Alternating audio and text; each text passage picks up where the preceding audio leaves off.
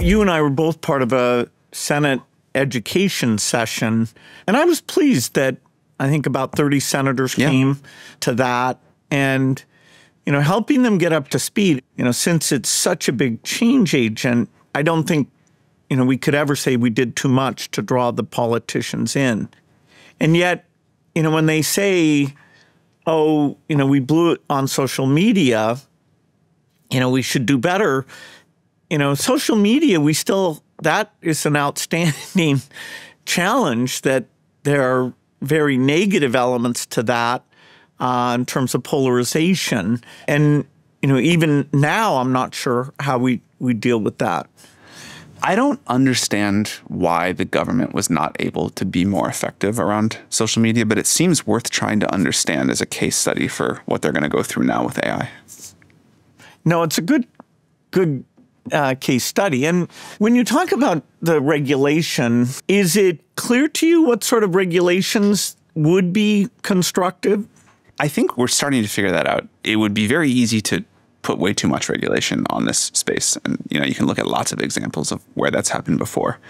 But also, if we are right, and we may turn out not to be, but if we are right and this technology goes as far as we think it's going to go, it will impact society, geopolitical balance of power, so many things that for these still hypothetical but future extraordinarily powerful systems, not like GPT-4, but something with 100,000 or 1 million times the compute power of that, we have been socializing the idea of a global regulatory body that looks at those super powerful systems because they do have such global impact.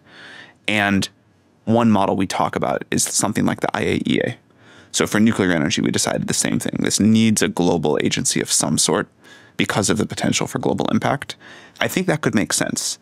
There'll be a lot of shorter term issues of what are these models allowed to say and not say? How do we think about copyright? Different countries are going to think about those differently, and that's fine. Some people think, okay, if there are models that are so powerful, we're scared of them. The reason nuclear regulation works globally is basically everyone, at least on the civilian side, wants to share safety practices, and it has been fantastic. When you get over into the weapons side of nuclear, you don't have that same thing. And so if the key is to stop the entire world from doing something dangerous, you'd almost want global government, which, today for many issues like climate, terrorism, we see that it's hard for us to cooperate. And people even invoke sort of U.S.-China competition to say why any notion of slowing down would be inappropriate.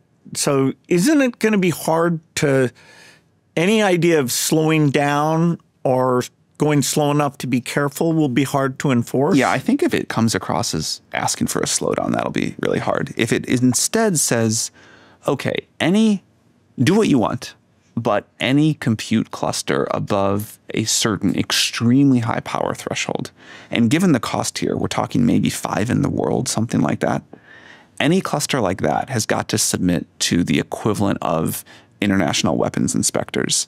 And the model there has to be made available for safety audit, pass some tests during training and before deployment.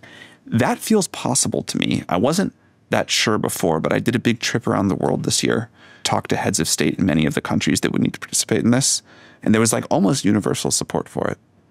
So I think that's not going to save us from everything. There are still going to be things that are going to go wrong with much smaller scale systems. In some cases, probably pretty badly wrong. But I think that can help us with the biggest tier of risks. I do think AI, in the best case, can help us with some hard problems, including polarization, because potentially that breaks democracy, and that would be a super bad thing. Subscribe to Unconfuse Me wherever you listen to podcasts.